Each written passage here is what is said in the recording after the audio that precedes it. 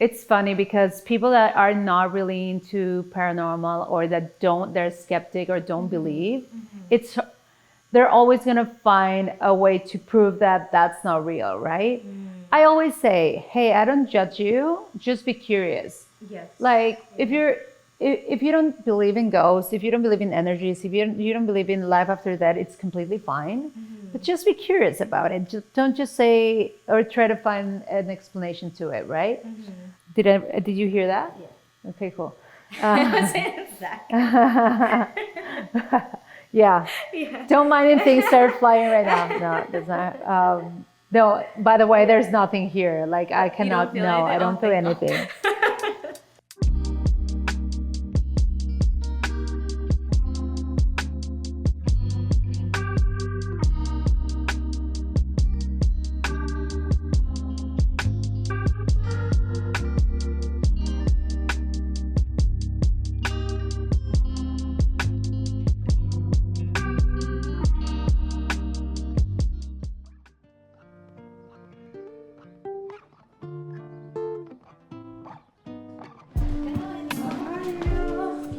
Nice to see you.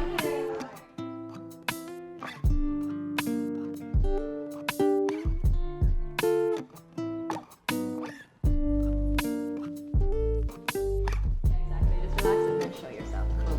Then you can see it straight. Yeah, because with that twist down like this. Bring the spirits. Summon the gods.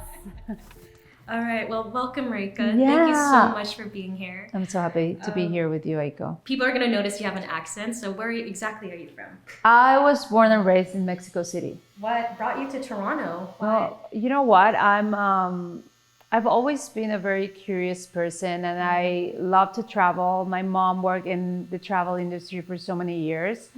And I guess I was always curious to explore the world, to go everywhere. And as like when my life started to develop and I grew up, as much as I love my country because I love Mexico, Mexico is such a beautiful place and country and everything and the food. Oh my God, I'm hungry now. I don't know. I was always curious to live somewhere else. And then when I started to like dig deep into the idea, I was crossing out places. Like I really wanted to go to Europe, but then I'm like, I don't want to be that far away from my mom or from home. US, I love the US, but I'm like, no, maybe Canada. And honestly, like long story short, I moved here without ever being here before.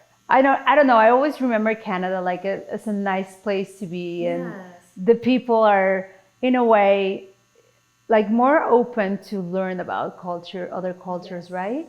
So yeah, I did some research on what was happening in Canada, but as soon as I heard Toronto and the vibe and the people, I'm like, yeah, that's where I need to go. I love that you took that risk because not everyone would. They would either do extra research just to be sure that they're Oh going to my change God. their life. I was just like, I'm ready for this next step in my life, in my career. You know, I just grabbed Wito, my Chihuahua, and I said goodbye to my mom. Come visit me, which she has really taken the word on that. She has been here like 10 times. Yeah, you know, it's not always easy to be somewhere else by yourself. Like I don't have any family here. I mean, I'm building my relationships. I'm building my life here, but I've literally just moved without knowing what was going to happen or anything. And I was not expecting my life to turn the way it did, like with all the opportunities that I've had. I don't think I would have ever had these opportunities back home, if that makes sense. What opportunities did Toronto bring for you? When I moved here, I was able to work. Like the government said, yeah, come here, study, and also you can work. And I maybe could have chose so many opportunities. And for some reason, I got an email one day from a friend in Houston. And she's like, hey, I saw this. I don't know if you're interested in this, but I saw this casting agency. They're looking for people to just be on a movie. So I started to join all of this like casting agencies and like I was very attracted to the fact that people are now casting real people. It's not about if you're an actress or if you have, it's more of people being interested in real things, on authentic life, authentic stories, authentic people. So I was very happy to see that. And then one day I got on my email this a casting call. They were looking for someone that was tech savvy, which I am definitely. Someone that was curious, kind of into researching, and that had experience with paranormal. Ooh. And when I read this casting call, I was like, oh my God, how can I explain to them I am the person they need? So it kind of resonated with you. It resonated so much. Yeah. Because it was like, it seems like I had zero idea what this was for. But I'm like, I'm going to do it. So I literally recorded myself, answered some questions, sent my tape. And, when you're doing castings, it's like, whatever you do it, and then it's gone. If you hear from them again, cool. But if not, it's like, you learn it's to just, let it go. It's just a moment. But no, they called me back and they were like, hey, we saw your casting. We would love to meet you in person. I went for an in-person interview with them. And when you go somewhere and it's immediate, instant connection, like it's easy. Yeah. And I felt that way. And I guess they felt that way too. I had another interview. At this point, I had zero idea what I was signing up for. You didn't really know I didn't know. I didn't know if this was one episode. I didn't know if I was going to act. I didn't know if I was going to be a ghost. I had no idea. I just knew there was paranormal and technology and research involved. That's it. And I think it was 4 months after that I received a call, which I was definitely not expecting, from the production company. And they were like, well, you're shortlisted for this for this project. And I'm like, yay, that sounds great. And I was very excited, but then again, I had no idea what I was excited for. So they're that vague. They don't. They can't give you any piece of. They do, and sometimes you know what? Sometimes I'm like, I get just too excited about it, and I'm like, yes, let's do it. I tend to say yes a lot. Yeah. So it's like, whatever this is, it sounds fun. And then I received a call after that, and they were like, well, the part is yours, and you got this. Welcome to the show. Yeah. And that's when I asked, thank you, I love this. What show?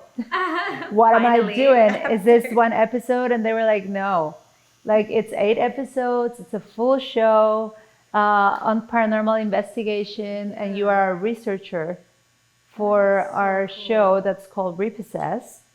And it's about haunting objects. I was just gonna ask, for those who don't know, explain in full detail like what you guys do. Well, at this point I had zero idea, right? I was like, okay, what's this about? So Repossess is a show about us 3 investigators. Our lead investigator is Mo Sergi. He's gonna kill me because I said his last name wrong. Totally on purpose. I love him. No, Mo is our lead investigator. Yes. He's been doing paranormal investigations for a while now. He has a big following on YouTube.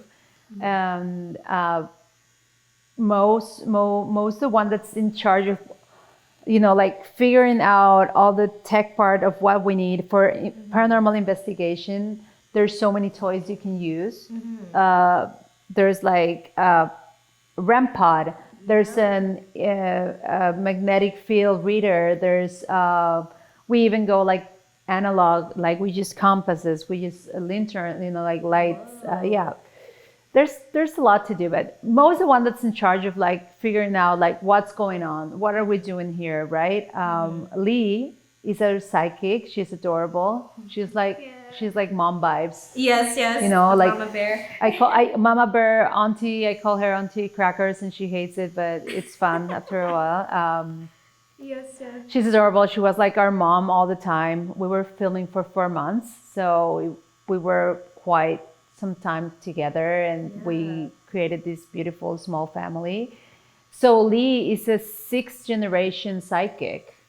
So her whole family, that's all Her she's whole known. family, she's the 6th generation, and she's also Native American.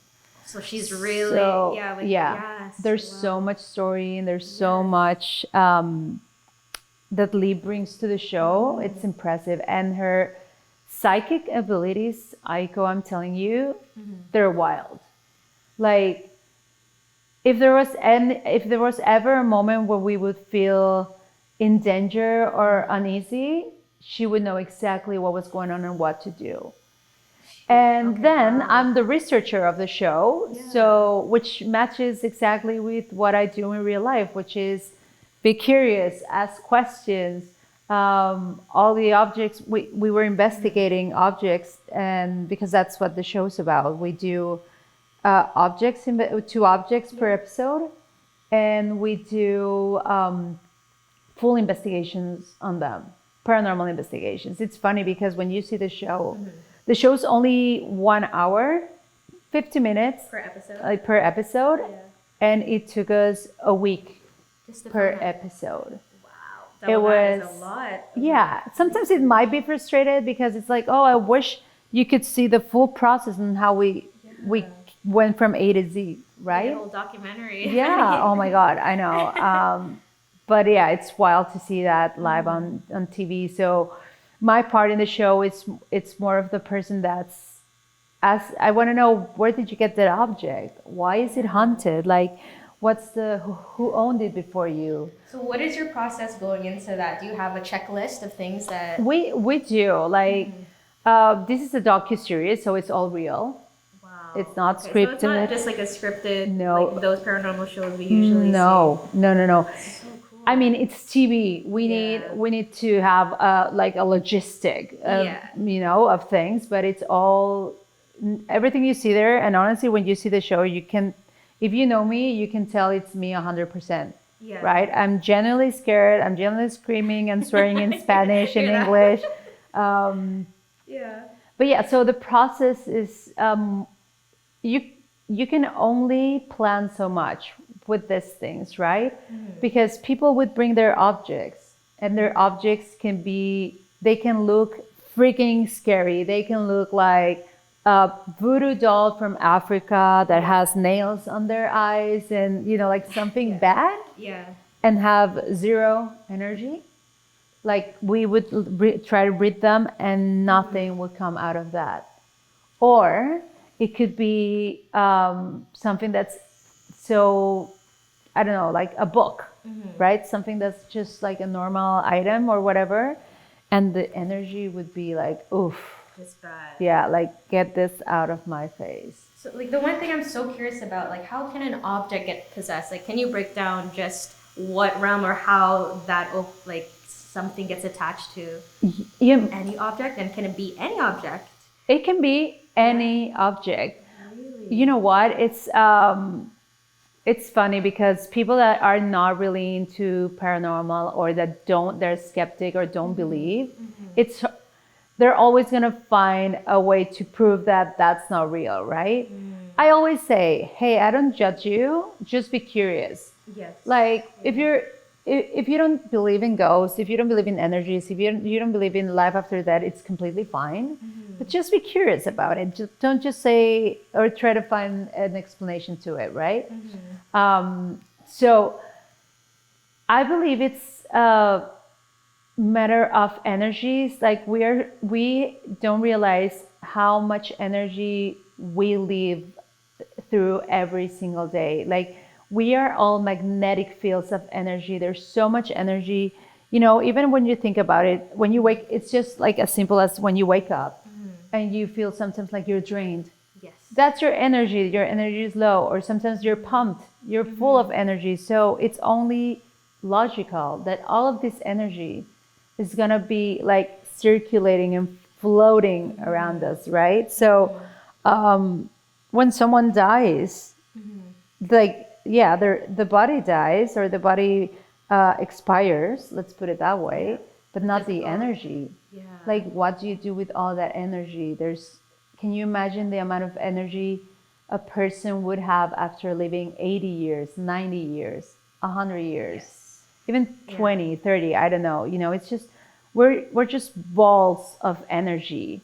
And so objects can easily absorb the energy because it's where you are. Like if you're at your place, there's some, you know, objects can simply just absorb energy.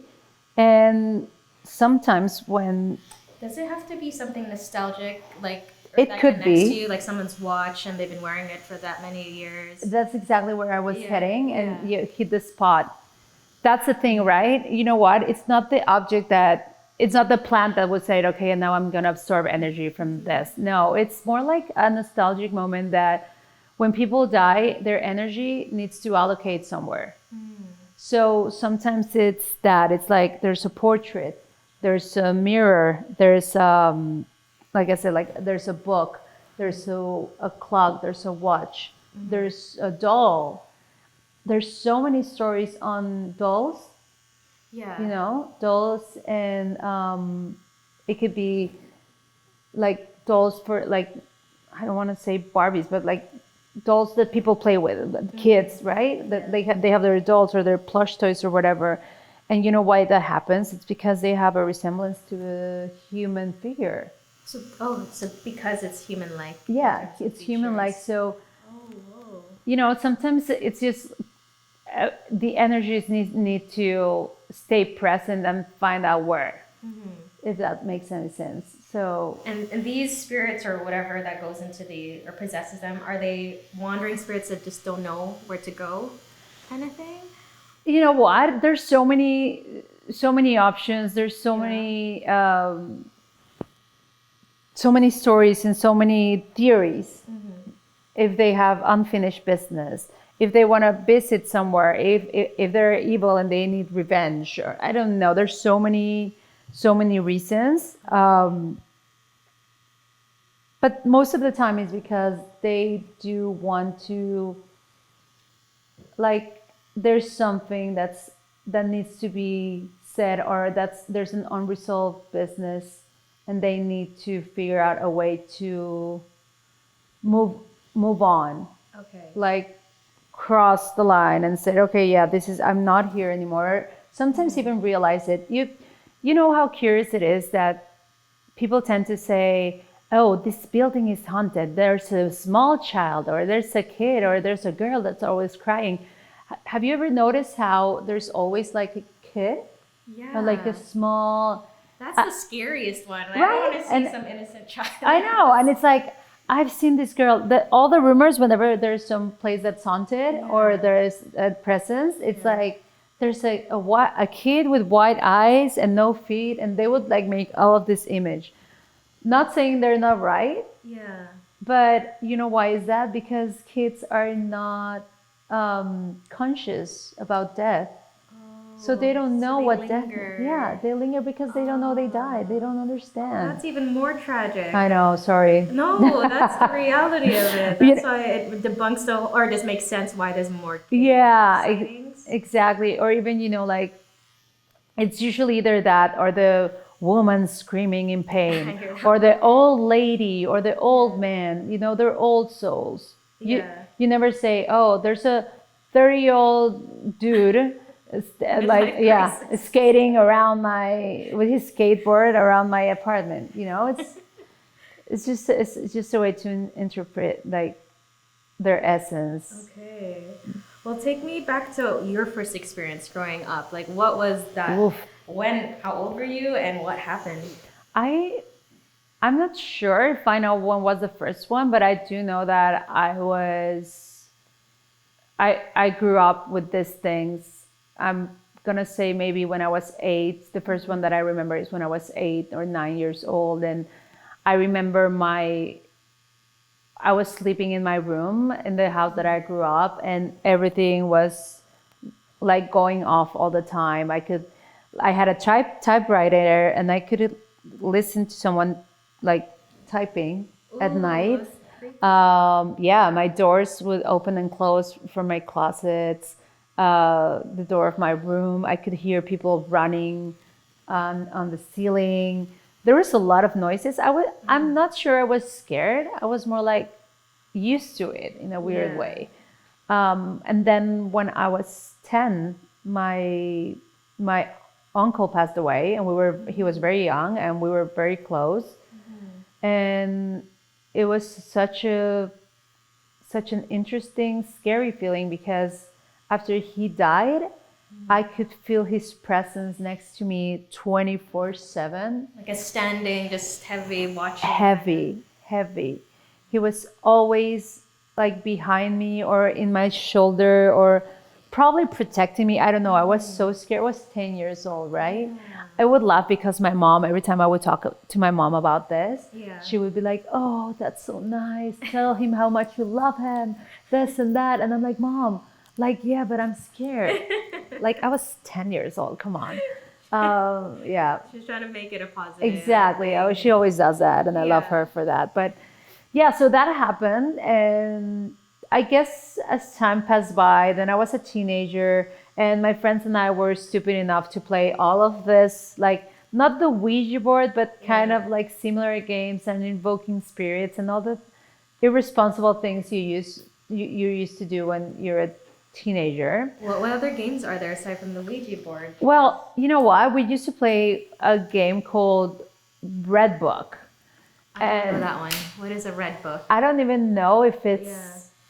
Is this a Mexican? I don't think it's a Mexican thing, but it's probably something that someone heard once, and then we recreated it and replicated it. And it was you just needed a red book. Like the cover needs to be red, even if it's like a kid's story or a cuisine, whatever book, whatever it's the book about. And you would start like invoking a spirit. We want to invoke a spirit. We want to talk to someone. Make a circle, do the full thing, all the dangerous things you should not do if you don't know how to handle it. Yeah. And we would ask questions and almost like flip the book, and then the book will answer. How does it answer? You pick like you pick a word. Yeah, like you would pick a word. But oh my God, I'm not gonna lie, we had scary stories. Like sometimes, I guess the worst one was, first off, every time we would ask the spirit, like, "Where are you?" It would be like, "Black chair." Oh. And of course, Marika is sitting on the black chair, right? It's on your lap. Exactly. Or give us a sign, and the sign would be like, "Closing door behind me." Like the energy always gravitated towards me. And why do you think that was? Like you had an openness to you? Totally. Like, yeah, like I had no idea, but it became more evident as time passed by. I was like, am I so like why do I attract this? Why is the energy like gravitating towards me? And I was not happy about it because of all of the other experiences that were happening to me, right? Like the noises, the doors. At this moment, I started to realize that I was able to identify if there was a spirit around me. So you were so sensitive now that you... Exactly. I realized it was, I didn't realize, it took me a while, but I know now that because I'm a hypersensitive person, and when it comes to the paranormal, I was surrounded by it all. And if I went to a house or to a cottage or wherever, my body would cover in chills. Like from head to toe, goosebumps. Whoa. I would get so uncomfortable and so uneasy, and I learned that was my signal of there's something here. Not like in a negative way? It would usually, not in a, just in a, there's a spirit here. I don't know if it's good or bad, but there's something here, definitely. Okay. And it would be very uncomfortable. And I remember once, I think this one was I went to London once, and I was only 15, and I was with my dad, and I was taking pictures. I love taking pictures. And I was taking pictures with my, camera that you would develop, the printing. Yeah, those were the days. Yeah. And the film camera. And I remember taking like 10 pictures of like structures, buildings, old houses, and when I developed them, all of them were full of orbs, faces, entities, like so clear. I was like, I always tried to, I always thought it was maybe there was another picture and the face translated from this to there, but it was like, no, there's no people in my pictures. Why am I seeing faces?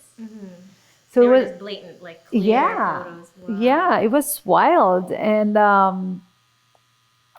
then I guess one of the most interesting experiences slash scary was I was with my friends at a cottage. I think I was 19 by that time, and we went to the cottage. We were at this place in Mexico. Mexico has a very interesting, energetic vibe when it comes to ghosts and spirits. Yeah. And that's because of our ancestors, right? Like our history. And if you ever go to our ruins or to our like temples, the energy there is wild. Can you talk more about the history of just like Latin and just like how the paranormal coexists? Because you guys have the Day of the Dead, like those. The celebration. Like, what is your relationship with death and? We literally celebrate death. Okay. Like death for us, in general, for us Mexicans, we always try to be sarcastic about life and laugh at things, and we have a super dark humor, which sometimes it's hard because I have to explain myself 10 times a day. Because I'm like, no, I didn't mean that. No, what I mean is this. You were supposed to laugh. But point is that we have like this spicy humor. So I guess, and this has been since forever. And I guess that translates into our culture. And even if you go way, way, way back to the Aztecs and the Mayans and all of our ancestors, like we were always, in a way, paying tribute to death, right? Like sacrifices meant something like it's a sacrifice, but it's also like for a shrine, for, like to validate our ancestors. I don't know if I'm saying that word, but it's okay. I'm Mexican. Yeah. So anyways, long story short, in Mexico is a Day of the Dead, for example, it's way more than just a Halloween party. It's a way of worship our culture, validate our culture, validate our dead ones. We would do shrines. We have a specific flower that's called cempasúchil. It's a beautiful flower, which I actually think you would love to tattoo one day. Yes. It's a beautiful flower. It's an orange one. Our country fills up with that flower during fall season, October, specifically October, November. And what we do is, let's say in your house, if your grandpa or someone else died, you would do a full shrine. You would put a picture of him, and you would put everything that he used to like when he was alive. His favorite drink, his favorite meal. If he was a smoker, you would put a pack of cigarettes. If he was a drinker, you would pour some whiskey or tequila or whatever he was into. And then you would have people come over to visit the altar. Okay. Right? What did that represent? Like all these kind of, just how we talked about the objects, putting all of his energy. Exactly. It's like it's like the day that they come back to Earth to celebrate with us.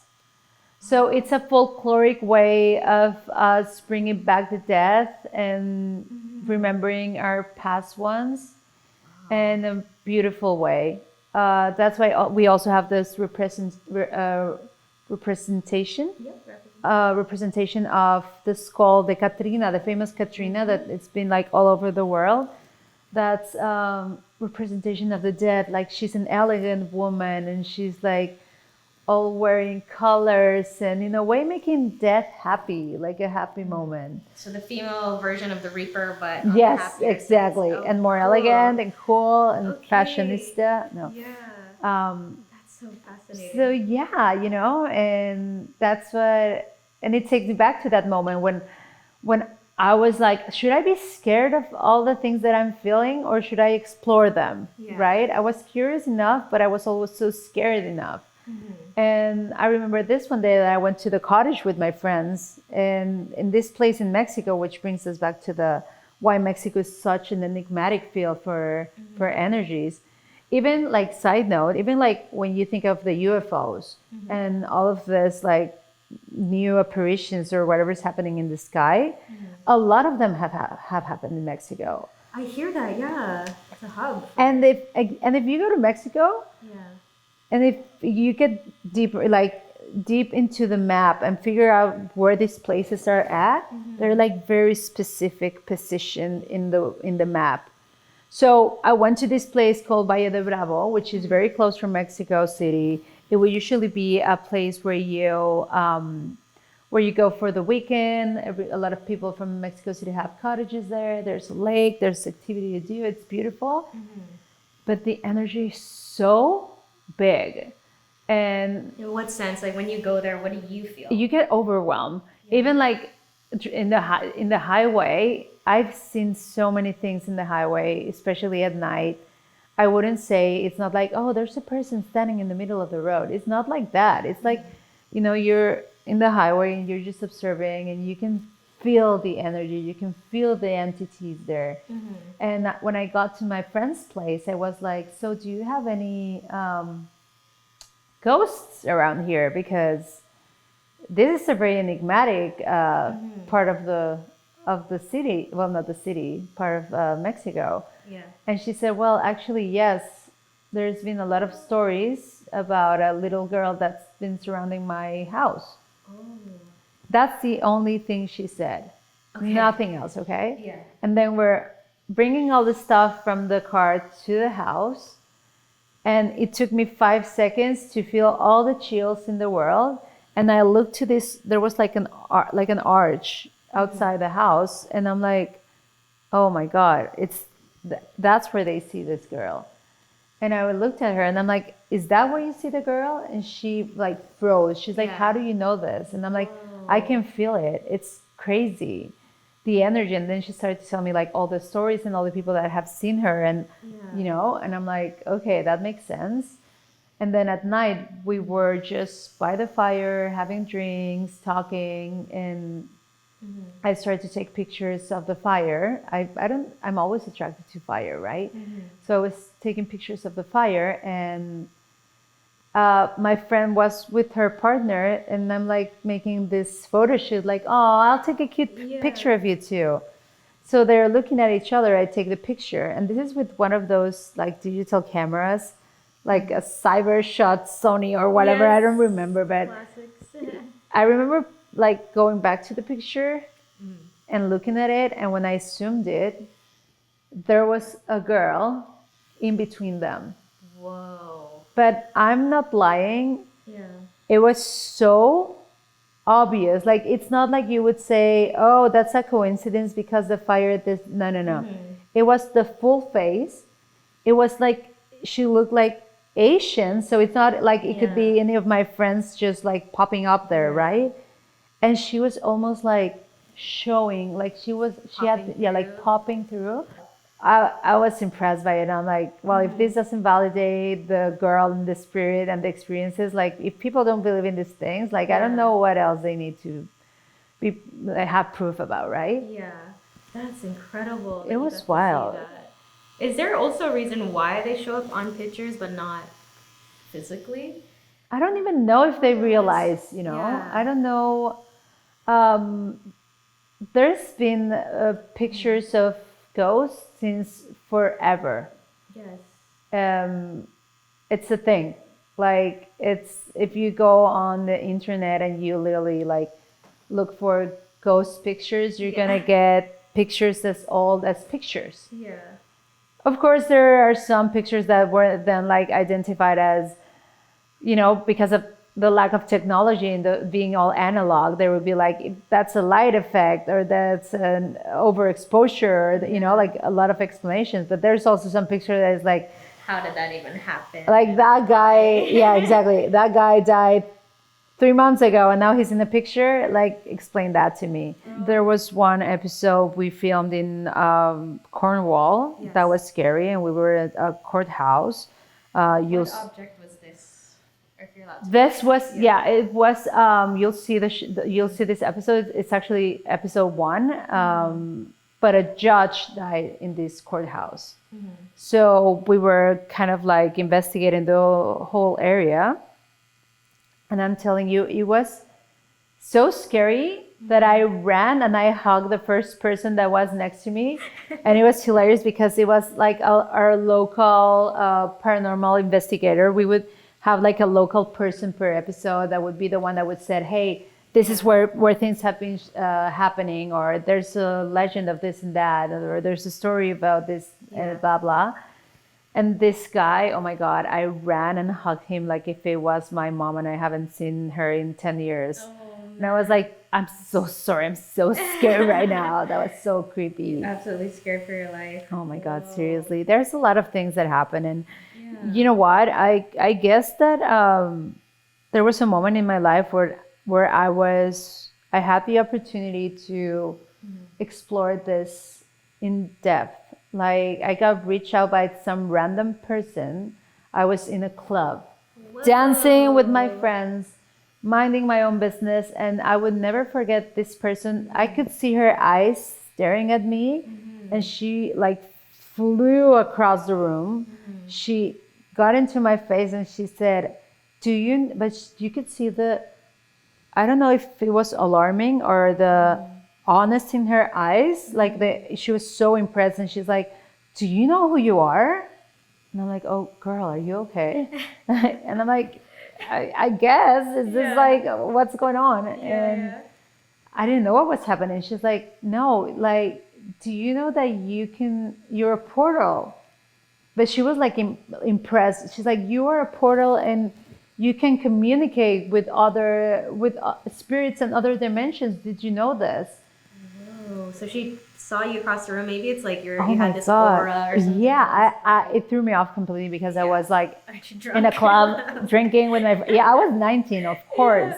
And I'm like, well, I don't even remember if I answered or not. I was just like as in shock as she was, and she just gave me her business card and she's like, please call me tomorrow. We need to talk. And her business card said something like tarot, psychic, medium. And I guess that's when I realized if I call her and if I pursue this, this part of my life, I bet it's going to be very interesting and fascinating, but I don't want my life to go that way. What scares you? I was very scared. I was 19. I was like, I didn't have enough information. Maybe if I had all the information and the experience that I have right now, I would have been more curious about exploring it. But I think it was more that I was scared. Yeah. I didn't like my experiences were becoming like more real every time. And I was, as much as I was fascinated in a way, I was not very happy about it. Like one of my best friends passed away when she was 19. We both were 19. And that was very sad.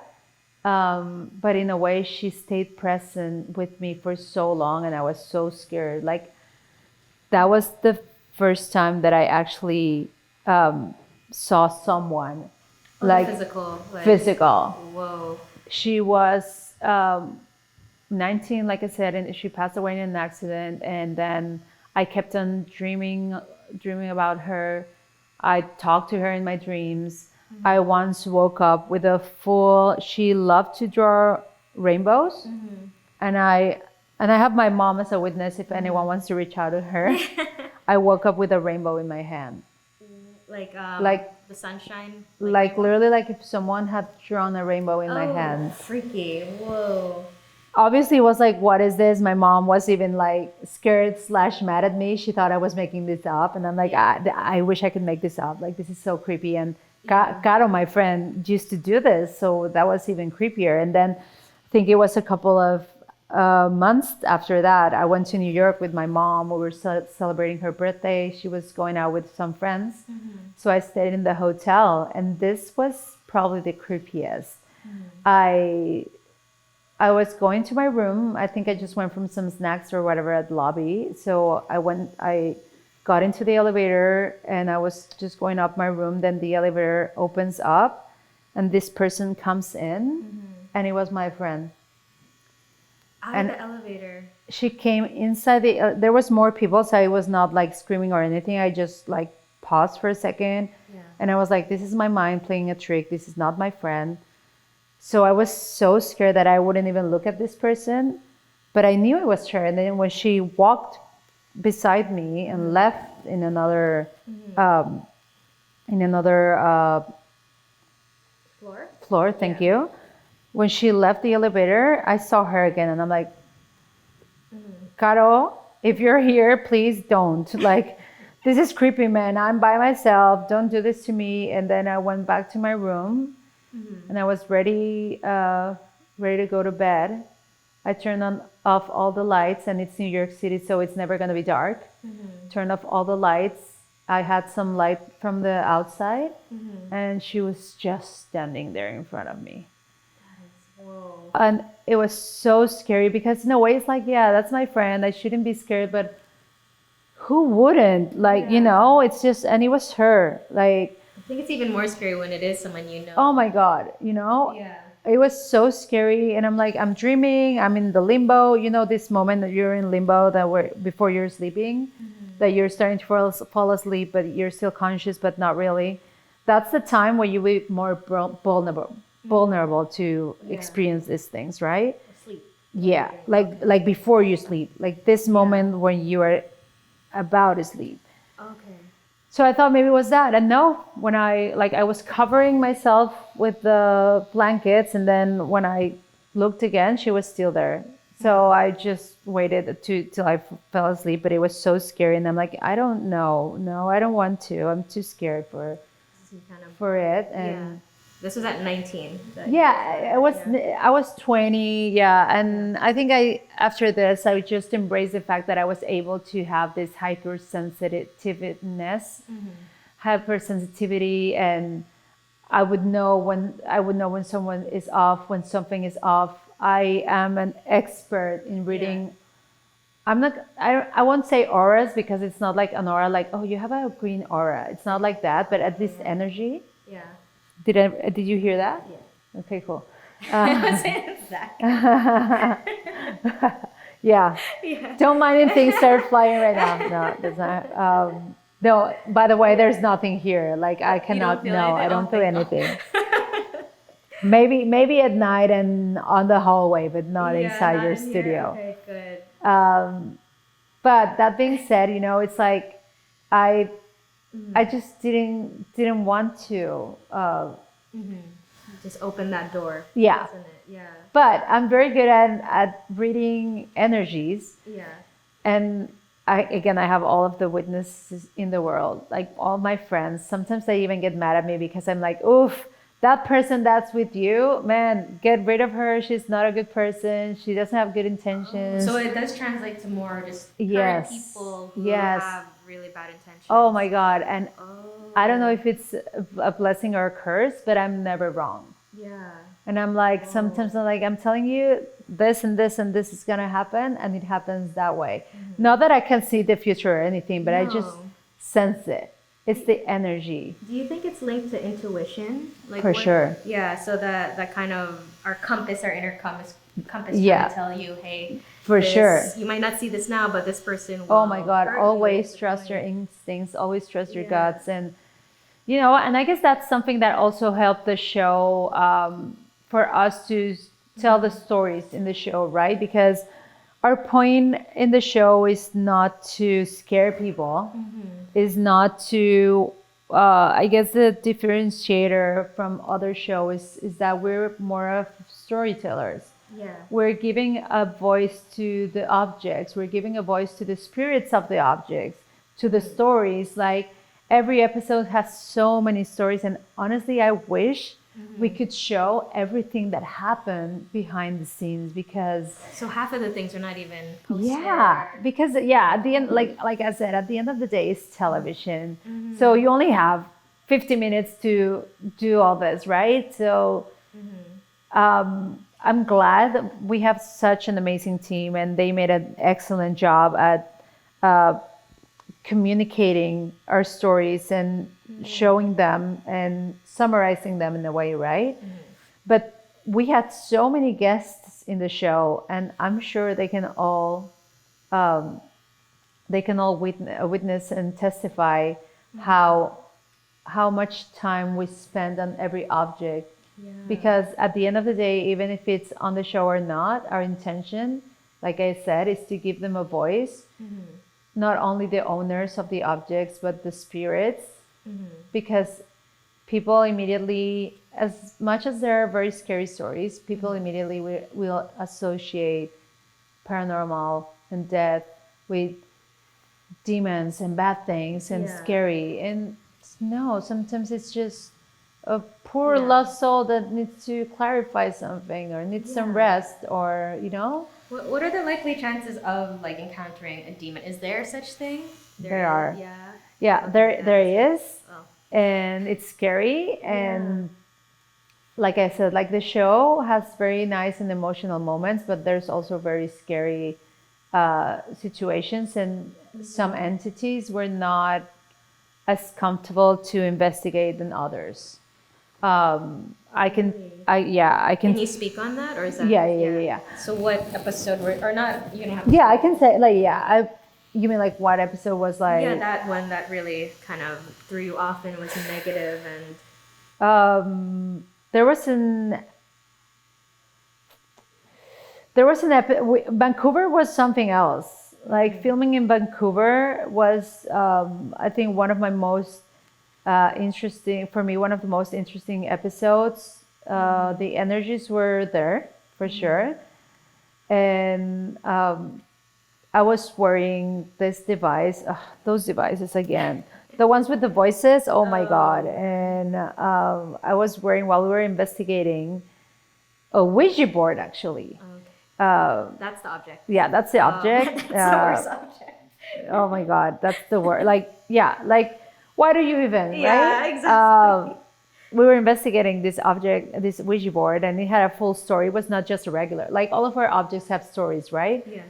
And I was wearing these headphones that we had these speakers that are also like hypersensitive to, like they can get sound waves that not normally you would get, probably more like a dog would get. Oh yeah. Oh, that. So yeah, you put those things in your ears and you're in a full other dimension. Whoa.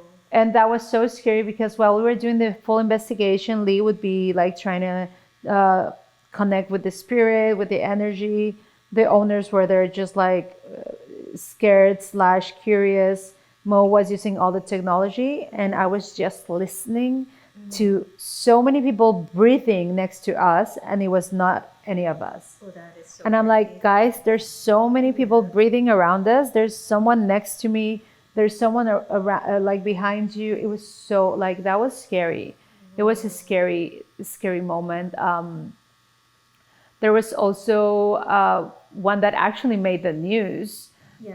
This happened in Maine, in Massachusetts. Massachusetts was definitely like everything you hear from Salem. It's true. It's true. What is Everything. the history there that makes it another? So like Salem is famous because of the witches, right? Yes. Bridget Bishop was one of the original witches, and I'm talking like she got hanged.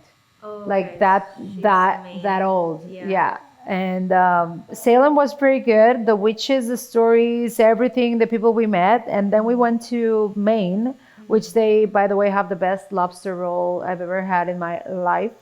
And we went to a bar. We were investigating this pretty interesting object you're going to see. Yeah. But what happened there is that the freaking spirit was like, oh, maybe I want to stay next to the curly person. And she wouldn't leave me alone. Like, I couldn't physically move. From when people watch the show, probably some people are going to say like, wait, why isn't she moving? Like, I'm literally expressing and screaming, guys, I can't move. Like a paralysis? Like a paralysis, because that happens, and that's awful when it happens.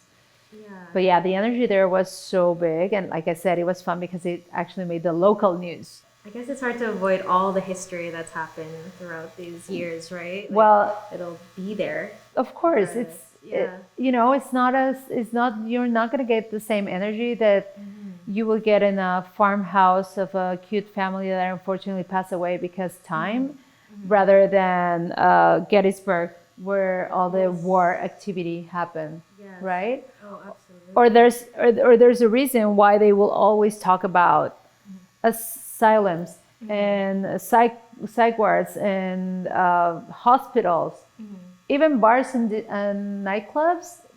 Those places, girl, that's where you get your bad juju. Really? Well, imagine the amount of people that come in and out, And the alcohol. and you don't know who they are. Okay. Right? Yeah, that's true. Like, and they just bring in whatever with them. exactly. Oh, no way. Exactly. So yeah, there's a lot. And there's a reason, again, there's a reason why they would be like, oh, this hospital is haunted, the hotel is haunted. The hotels, for example, oh my God, the hotels are haunted, I'm telling you. Imagine how many people sleep there. Yeah. How many people, I don't know, like sometimes like there's like these dark stories of suicides or killings or whatever, like, and it makes sense because it's places that are full of energies. Yes. And people that come and go, and maybe those, with in and outs of people, Yeah. really can leave yeah, a mark. Do some people kind of like, are they attached to the items? oh my God. Where they're maybe that's Yeah. some kind of possession too? Well, I'm gonna let me Yeah. tell you this. We were not able to repossess all of the objects. Some of the owners, we would be like, hey, this is dangerous. Like, Yeah. you're dealing with something dangerous. Yeah. And they would be like, yeah, I know, whatever, but like, help me figure out how to sage it or tell the story or whatever. But I'm taking this back with me. Okay, wow. Yeah. So some people are very attached to their objects. Other people were just like, get this away from me. Yeah. Take it wherever you want. Like, we have a storage where all of our repossessed objects are. You don't want to go there. No. That's a creepy place Yeah. to be at with the amount of energy that's there. But How do you exercise, I guess that's the word, right? Like an exorcism towards like these possessions? Like what does Lee do or all of you guys do? So first off, we like, again, when you see it on TV, you're going to see 5 minutes per object. We took, I'm going to say, an hour at least. And this was because we were like, okay, guys, we have a line of people lining up for the road show. So we need to move, because we were so intrigued about every object. And it depends on their story, right? Like, we need to hear what's the story behind the objects. I would ask the questions. Where did you get it? How, what has happened? What have you experienced? What do you think it is? You know, like trying to make a story, figure out what's going on. And then Lee would start communicating with the entities and figuring out if the story resonates or not, or she would be like the one making sure to translate what the spirits are trying to say or what's going on, right? Have you ever encountered a time where you felt like something attached to you? Because I hear these things happen, is that, especially with the object, right? Yeah, you know what? There's definitely, because of my experiences, unfortunately, I wish it was an object and not the persons. I've had persons attached to me. Oh no. Yeah, and that's not easy to handle because it's uncomfortable and it's uneasy. I had odd objects. I have one story that was very interesting. I don't know if it's creepy or not, but I'm gonna say around the time when everything was like big, and when I had this person reach out to me that, you know, when I knew everything was about to explode because it was on its peak, a random person came to me one day. I was in a party, I think. It's always I like to party. I'm sorry. No, but why is everyone like following you at a party? I don't know. I guess I was in a party. I was living in Playa del Carmen. So, you know, it was like a lot of tourists, people from all over the world. And this guy that didn't speak Spanish walked towards me. He looked at me. he took out something that looked like a flute. He started playing it. He smiled at me and he gave me the flute and he left. Oh. And he said, "This is for you." And I'm like, "Oh, that's creepy. Thank you." And the object is a flute in the form of a fish. I'm going to say it's pre-Hispanic because it's old. You can tell it's vintage, old. It's yeah. very vintage. It's made out of barro, mud. What's that material? Clay. Clay, thank you. It's made out of clay. It's a fish. You can tell they try to put some color, but in a very antique way. And it's actually a flute. Like it has like two, you can emit some sounds through it. And there was something in me that said, I don't know if I like this, but I do know I have to keep it. Oh, you were kind of compelled to keep it. It was not like, oh, this was weird and just throw it away. Yeah. So I kept it and I still have it. But last year, actually, I went back home. I was visiting my mom and out of nowhere, I accidentally tripped. And there was like a ton of, my mom has like all of this Buddhist collection of things and the flute fell off and it broke. Ooh. And I felt so like I could feel it. I was like, this is not good. Kind of like a release. Yeah. Something. Yeah. I'm like, this is not good. So I try to put it back together and kind of like say, no, almost like, no, you're okay. You're going to be fine. I put it back to where it was. But then, no, I thought that was it, that I needed to get rid of it. And I did like a full ritual by myself in the ocean, like just thanking the flute or whatever the intention of the flute was to be with me for so many years because I had it for 20 years. So I'm like, thanks for being with me 20 years and whatever. You really kept a hold on that. Oh my gosh.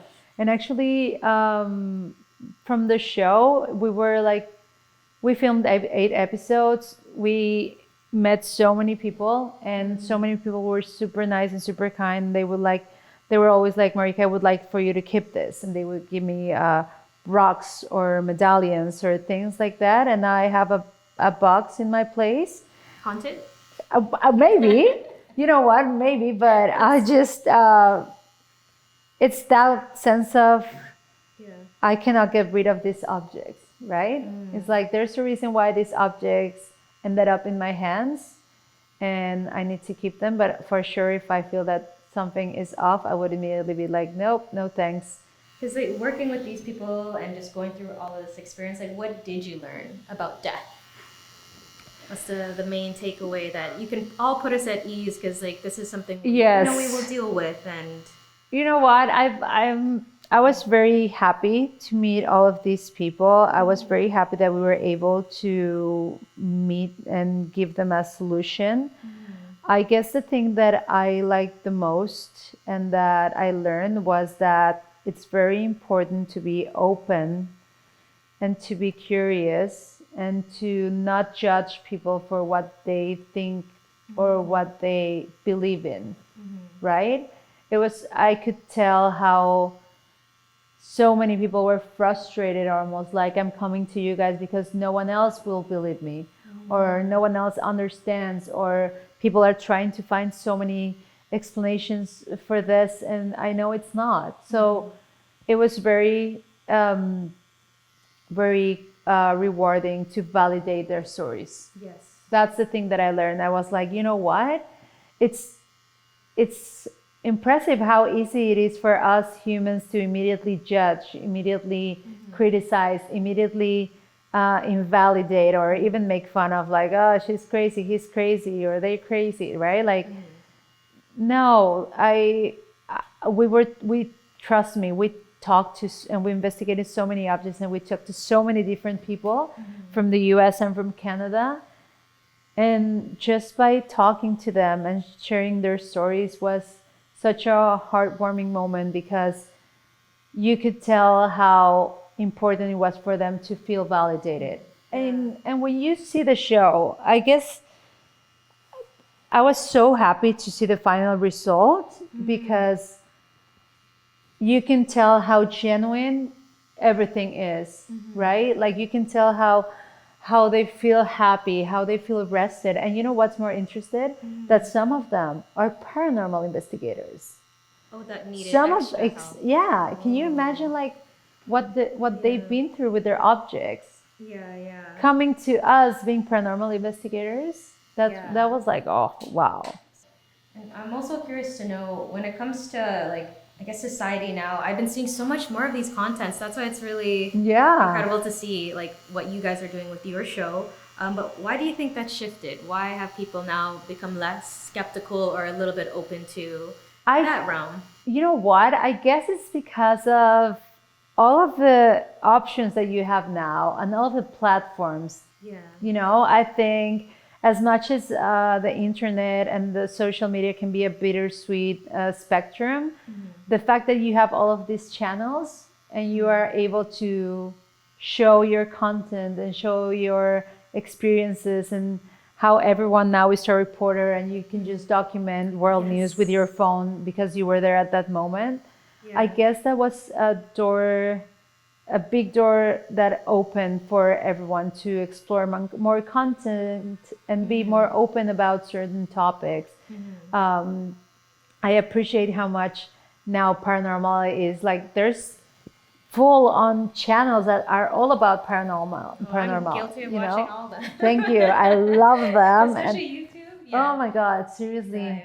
And you know, and I guess the fact that people are now more open and more curious about this is because they know about it. You know, like, and how could you believe in something if you haven't? I don't know. Maybe I'm thinking 10 years ago, 20 years ago. If you heard of paranormal, it was either because someone you knew had an experience, or you by mistake watched a show on TV. Yeah. Right. Or you heard a rumor on the Blair Witch Project, or this old school like scary movies, you know. But that's what you would get. And right now, investigators have their own YouTube channels, their digital platforms, their podcasts. Podcasts are a big thing in the paranormal. And there's so many platforms and so many tools for people to share their experiences. And I guess that's why people are now more open because now they can know. That's incredible. Yeah. I definitely see that. And what does this tattoo mean to you? I wanted to have something. My tattoos are usually stories, right, and moments in my life, and I think I'm in a very nice moment right now, when I feel like everything's coming to.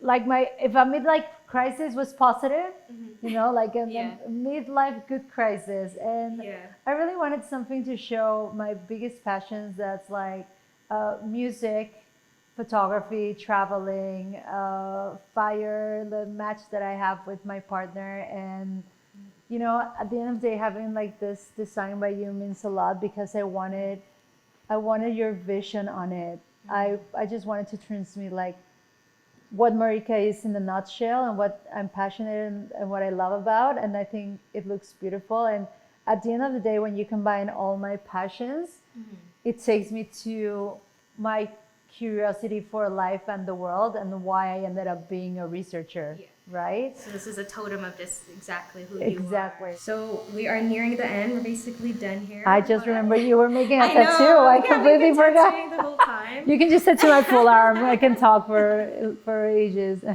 I wanted to leave off with like one final question. Yes. And through all your experiences and obviously being open to the paranormal and this and that, like, has this given you a clearer view of what the meaning of life is? Do you now see moving forward, like, how do you live day to day knowing that death is just there and that you're surrounded by all these different kinds of spirits? I love that question because it's been a journey. It has for sure been a journey for me, from going to, oh, I'm a child and I don't understand what's going on, to I'm a teenager and let's all play with spirits, to I'm scared and I don't know what's happening and I want to close this door. And this experience and reopening this door at this stage of my life that I'm an adult and I know now what I'm doing, it definitely opened that door again, and that willingness of myself to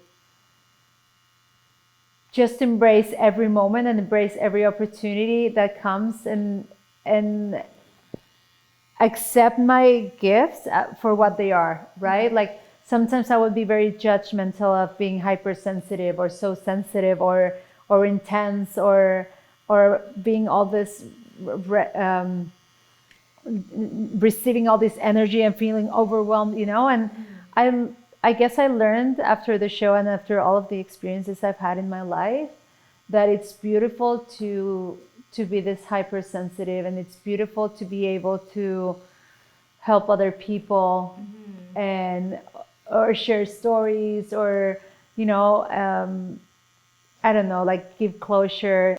But for sure, like this experience has taught me how valuable life is, and how when you see all of these people that have objects that remind them of their loved ones, or they know who the person is, you can definitely tell how much it affects, that there's a sentiment behind it, rather than just, I think there's a demon in this thing, which is also scary, and it's also not something you want to help with. But when you see someone that has been affected and they know who the person is, or the energy or the entity, it definitely means way much more. And that's when you start like appreciating life for what it is.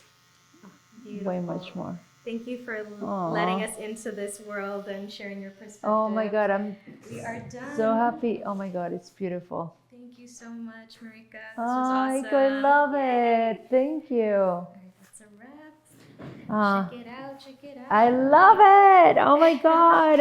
Yes. And we'll do one standing as well. Yes. Oh, it's so beautiful. I love it. And you're so right. We didn't need color. Right? Not for this one. It looks way better without it. Just in terms of this. Yeah.